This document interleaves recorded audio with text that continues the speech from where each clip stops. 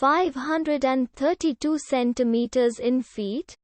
First of all, we need to know the value of 1 centimeter in feet. It's always 1 centimeter equals 0.03280839895 feet.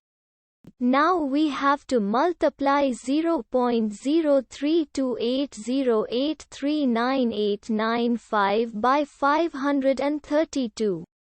Therefore, 532 centimeters times 0.03280839895 feet equals 17.4540682414 feet.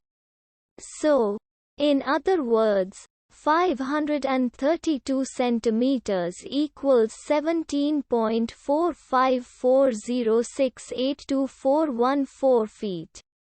We hope you have enjoyed this video. Please like and subscribe to our channel for more videos like this.